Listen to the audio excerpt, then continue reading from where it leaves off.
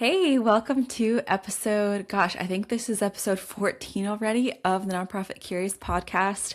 I am so overjoyed and so grateful for the way that the last four episodes have shown up for us. I personally have just learned so much and grown a ton just listening to the ways that the four last episodes have gone and your feedback for those of you who've listened. If you have listened to any of the last four podcast episodes, so 9 through 13, please go leave a review, rate it, give it some stars, and share what you've learned. What are your takeaways? What did you enjoy listening to? This helps me as I grow the podcast, and it also helps people to find it if they're looking for stories like the ones that I had shared with our amazing interview guests the last four episodes. So with that being said, I wanted today to just be, as you can tell, a solo episode. Haven't done one of these for a while. And I'm just really wanting to share my gratitude and my reflections on some of the last few episodes that we've had. So with that, I wanted to share some updates and I wanted to share some of my takeaways from the last few episodes. This may end up being a two-parter because I have a lot of thoughts and I would like to go more in depth about things that I've learned and taken away.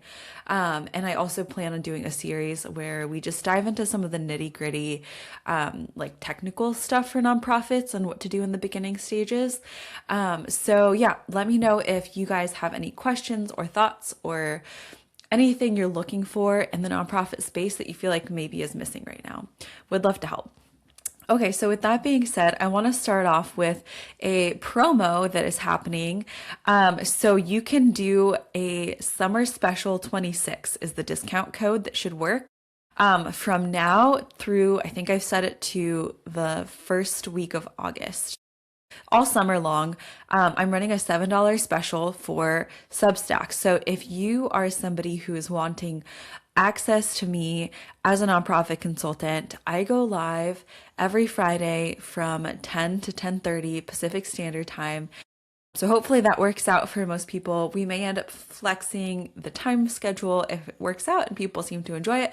But basically we're doing a pilot series so that if you have live questions or you want to have the technical advice and guidance for your nonprofit basics, obviously I'm not like going to be giving legal advice or anything like that. I am a strategy consultant and a grant writing consultant. And so if those are some of the topics that you have questions on, it's a really great space to ask questions. There's a forum that's available for people to post in that is specific for paid members. And it also just helps me to grow this podcast, helps me to be able to do this for you guys. So yeah, I'm really excited for that. So that's our summer Fridays, what we're going to be doing almost every single Friday. I am getting married in, 17 days. So one of the weeks that we're doing that, I'm going to be flying to Niagara Falls to get married. So I'm very excited for that. But yeah, that being said, that weekend, the last weekend of May, will not be a Summer Fridays live call because obviously I'll be a little busy. That being said, yeah, so again, if you go to Substack and you want to try the paid membership, you can also email me at melissa.pursuitofpurpose@gmail.com if you have questions. I can help you figure out, is this the right thing for you? Do you want to try it out? But it is a in perpetuity discount. So if you do sign up now this summer, you can dip your toes in and then it will maintain the price. So usually I think I charge $10 a month. But yeah, so it'll be $7 forever. It also applies to the annual membership as well. So you get 30% off. So you're only paying 70%. Okay, jumping into the episode. Thank you so much for listening to me ramble about that. I am really excited because I used to have, I'll give you a history. The reason I started this podcast is because I went live every Friday for almost 2 years in Facebook. And I would share advice and do live questions and give you nonprofit basics, hot takes, things like that. That's literally what's going to be in this Summer Fridays morning call. Again, only available to Substack paid members, just because I want to be able to really give quality one-on-one time with you guys. So yeah, that's Summer Fridays. I'll stop talking about that. I am really excited about it though. So if you're interested, again, let me know. Jump on. It'll be really fun. Okay, so the last four episodes, we actually had a number of guests. I was in podcast host marathon mode. I had so many calls. We're actually doing another podcast guest recording next week, and so that'll be coming out soon. But it does take a lot of work, and I had some incredible guests on. So I wanted to start with the Hoop Academy, which was episode 9. We had Kingston come on, and he is an incredible, like, light of a soul and awesome person that I just got to like talk to and interview.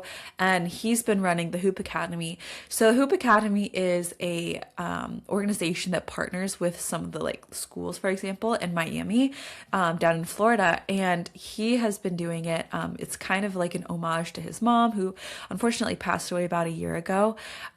But he made this out of a legacy from her. And so I just wanted to share, like, if you listened to the first episode of 2026, you know that that resonates a lot with my personal story too, and why I got into the nonprofit field. And it just goes to show that, like, if you have something in your life happen that maybe feels tragic or challenging or just life altering in general, it can actually be the catalyst to get you passionate about the thing that maybe you're called to do. And so that's the whole point behind Nonprofit Curious and my consulting practice. It's to give you, if you have an idea and a dream for a nonprofit, maybe you've been sitting on it for 5 or 10 years, let's start and do something about it. Like, don't just sit on that. If you're called to do something, if you feel passionate about something, find a way to get engaged. I know Ari talked about that in her episode with Circle of Hope as well. We'll touch on that in a second. But yeah, with Hoop Academy, Kingston's doing an incredible job. He's been doing this for about a year, and just celebrated 1 year a couple of weeks ago, which is awesome.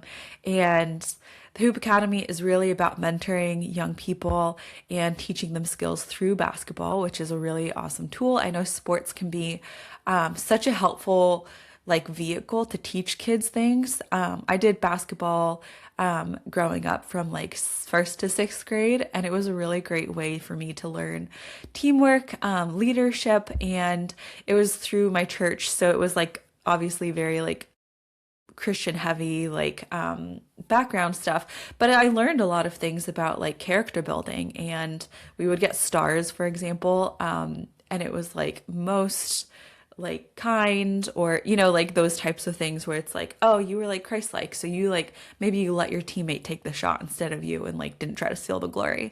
So I just think that like from my personal story and experience, like I really resonated a ton with what Kingston had to say. And personally, I feel like it inspired me a lot, because there's so many incredible people out there that are sitting on these incredible ideas to start a nonprofit and or an organization that is like nonprofit adjacent, which is really something I'm trying to like hone in for you guys this year. Nonprofits are incredible, and there are so many opportunities.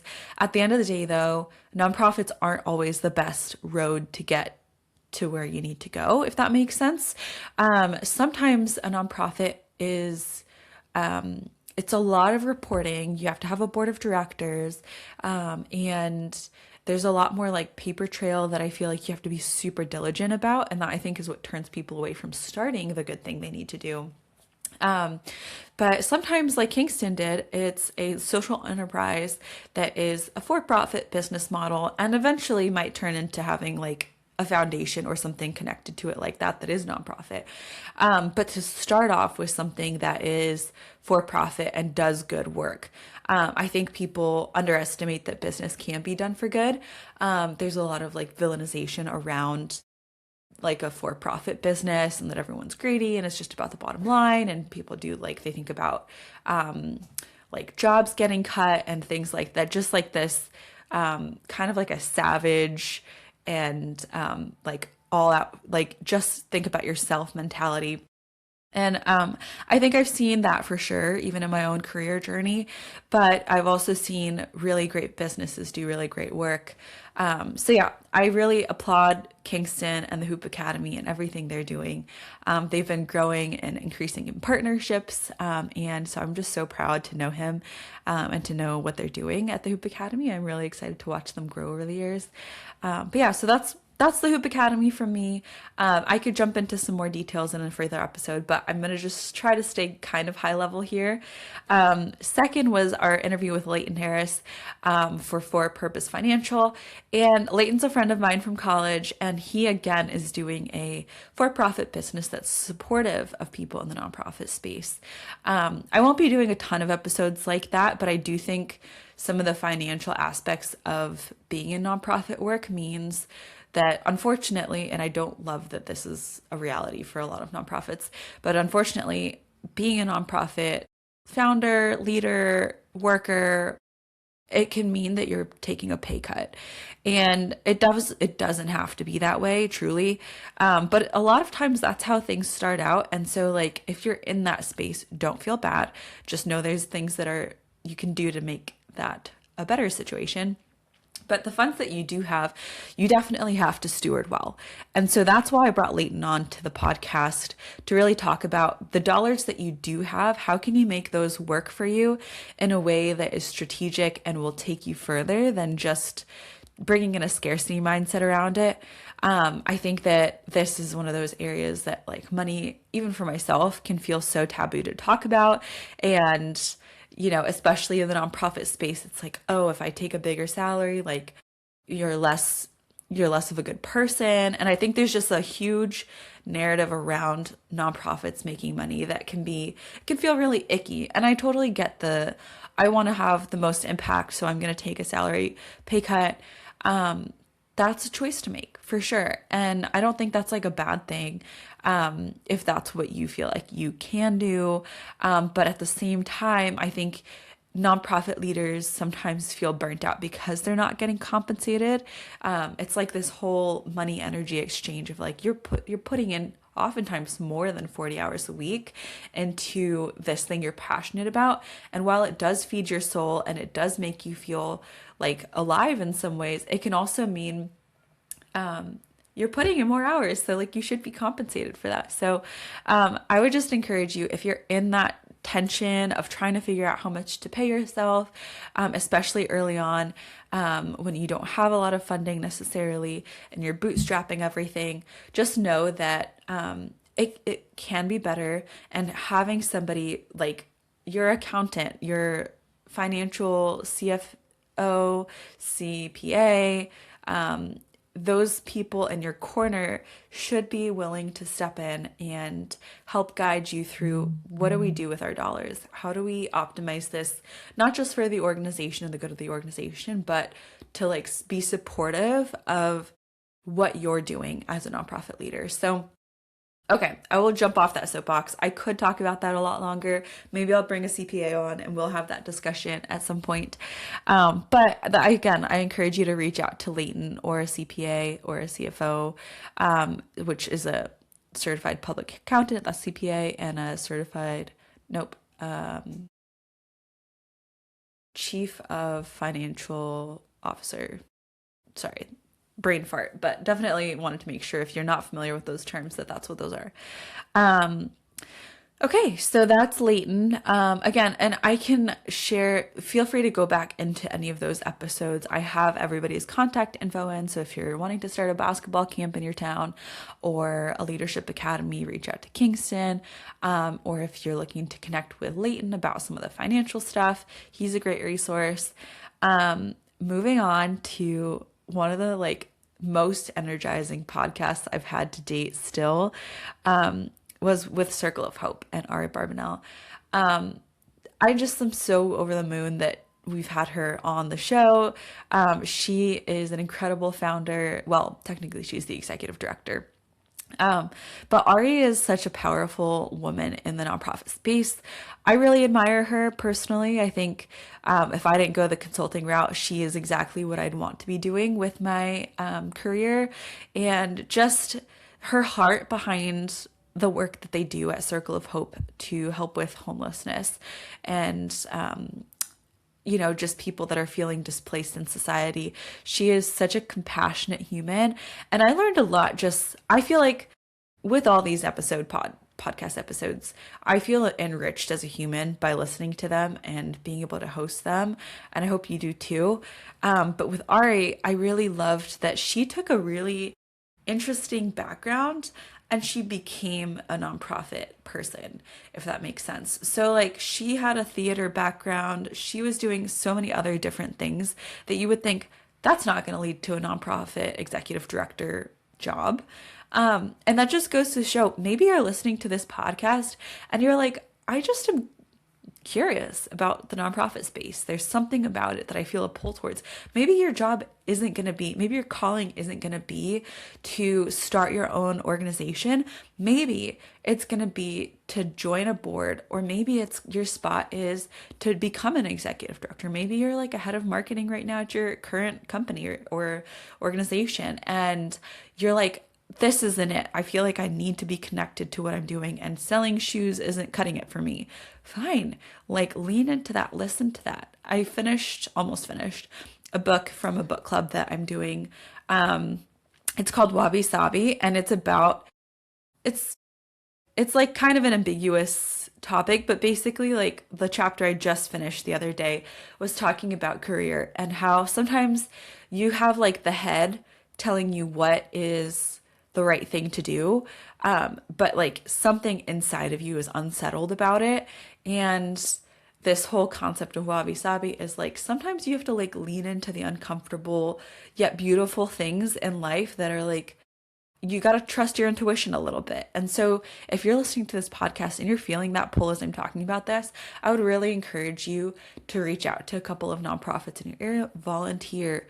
Ari talks about that. There are so many smaller, but like also very impactful ways to get involved in your nonprofit space in your community. And it could be attending a drama put on by your local drama academy. It could be I was looking at, Volunteer Match the other day, which is a great resource as well.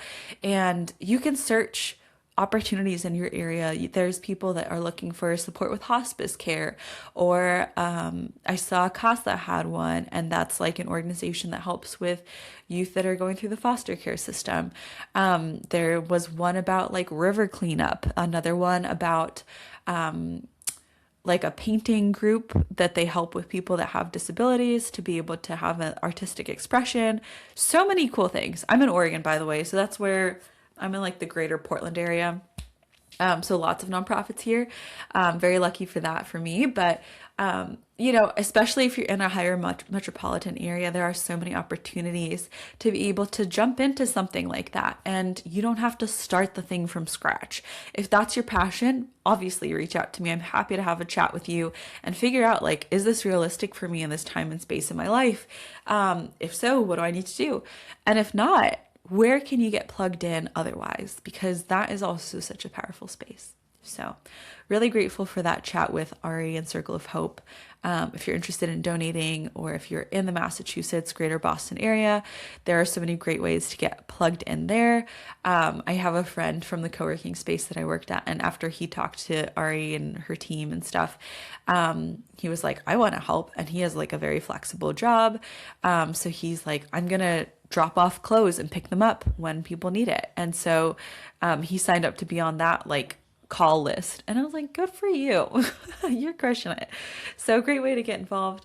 All right, last one. And this episode has only aired on Substack so far. So I'll be really interested to hear what my Spotify and my Apple Podcast listeners think of it. But the last episode that I recorded and edited is on SROI, and that's with Resilience Consulting, a couple of friends of mine that run that agency.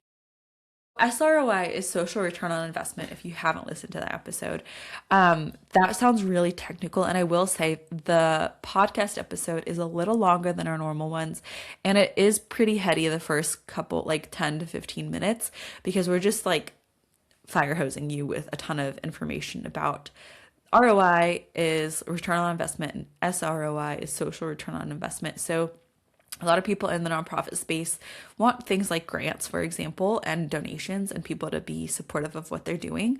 But sometimes it's like hard to measure, like if you're feeding kids in Africa and you need like 1,000 bags of rice per month. I don't know, I'm making this up. That's easy to measure because 1,000 bags of rice feeds like 7 villages or something, let's just say, or maybe 10 will make it a little easier. So it's 1,000 bags for 10 villages. And so, you can easily say this is how much a meal will cost per child in a village in Africa. Same thing, like you could take a Circle of Hope, for example, and say like, we need 12 scarves per school in Massachusetts in October. And then maybe it increases in November. I don't know. What I'm trying to say is some nonprofits feel really tangible. I have a client right now and they do some youth mentorship and job preparedness stuff. And that feels like, on one hand, sure, helping with FAFSA or job applications and resume building. Those three things are super easy to measure. The mentorship side of things also so crucial. Like if you've ever had a mentor in your life, somebody who pours into you and guides you and gives you confidence in what you're growing and becoming. It could have been a boss, it could have been a coach. Those people are so impactful, and a lot of students that are in underprivileged neighborhoods might not have access to those things, and so their mentor figures might end up being like a gang leader, or maybe they have teachers but they're not pouring into them because they have like 50 students per class. I don't know the exact stats for these things, but I know that like for that client, this mentorship piece is key, especially for like job growth. And what I'm trying to say is like that mentorship piece, like how is the student growing, is a little bit more challenging to measure than I helped 20 kids build a resume. So that's an instance where SROI would come in, because it's kind of that more fluid, softer way to measure what's going on. And give it like a true value. And so with that, the podcast that we did with SROI with my friends John and Evelyn, they talked about how important it is to measure and how to measure. And so I learned a lot personally, because even in the work that I do, sometimes I'm like, well, I'm coaching people through starting a nonprofit and maybe my numbers aren't as impressive. I'm just a small consulting business, and it's just me. But I also have found that I've been able to go really deep with people and they've been able to go the distance. We're hitting year 6 in August of this year. And to see the nonprofits that I've been able to work with has been so helpful. And like the SRI episode really inspired me, that I was like, I'm even me, like I can take something from this episode and be like, this is the impact. And I think that's the biggest takeaway for me on the SROI episode is impact. It might feel hard to measure, but it's important to measure. And the reason it actually reminded me, I'm actually certified as a Scrum Master, which is a type of project management basically. And with Scrum, there's a lot of like reflection on how things went. How can we improve? Where did we struggle a little bit more? And it's a very like data-driven approach to project management. And the SROI idea and what we talked about on that episode also really showed me like, okay, first of all, John and Evelyn are incredible, and their backgrounds and their stories are a huge driver of what they do and why they do it. And for them, measuring means sustainability. And so when you measure the impact, you take the time to look back and say, here's how we were effective. Here's where we missed the mark. Like that's also so important when you're running an organization, for profit or nonprofit. And I think because it's time consuming, and I've seen this time and time again, where nonprofits just want to be boots on the ground. They're already stretched thin. Like who's going to have the time to learn how to do the SROI?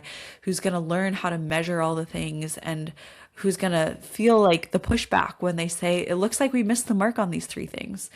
That's where it really comes into play of like, do you want to go the distance? Do you want to have the impact over the long term? Or are we just doing this to feel good?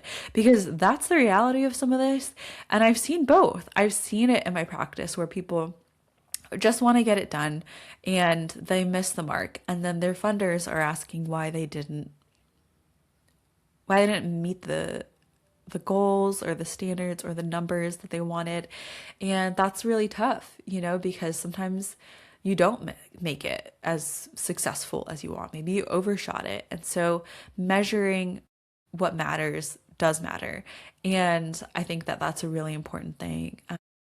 It's like a sobering concept. I feel like kind of a downer to say all this, but at the same time, I think it's so worth saying because I've seen it make a difference, and I've also seen it hurt people because hurt organizations because they failed to measure. So go listen to that episode, take notes. If you need to do it like 10-minute chunks at a time, I would encourage, if you're just the listener to the podcast, to actually sit down and watch that one, or listen and then watch, because we do have some slides and they do have like the equations that you can use to boil down the concepts that they have presented. So yeah, really powerful episode if you want like tactics and strategy to actually implement. So anyway, I just wanted to share those like brief reflections. This has ended up being a little bit longer than I anticipated, still under the 30-minute mark, which is, I'm happy about that. But yeah, I just wanted to share those kind of like takeaways that I've had from the last 4 episodes. I wanted to share, I hope it inspires you to engage in the nonprofit space. I'm hoping to find more people and share more people who have stories on how they've engaged with the nonprofit space. So if you are listening and you have a nonprofit, or you are on the board or volunteer of a nonprofit, and you want to share your story to inspire others to actually join the movement of serving people and doing more good, I would encourage you to reach out to Melissa at melissa.pursuitofpurposeconsulting@gmail.com. I might need a shorter email. I'll put it in the show notes. Guys, thanks so much for listening. I'm personally looking to see how I can get engaged with my community here, maybe joining a board, maybe volunteering a little bit. Again, I've been using Volunteer Match as one resource, and there's a couple of food banks that I'm interested in volunteering with as well out here. Since we moved about 6 months ago, I'm finally feeling settled enough to like jump in and actually help out a little more. So that being said, don't forget to sign up for Summer Fridays. So Summer Special 7, Summer Special 2, no, the discount code is Summer Special 26 for 2026. Anyway, clearly I think my brain is checking out. So I'll end the episode here. Thanks so much for listening, to tuning in. And if you have any questions, comments, or concerns, feel free to drop them in the chat. I would love to hear from you, and I look forward to the next episode. Bye.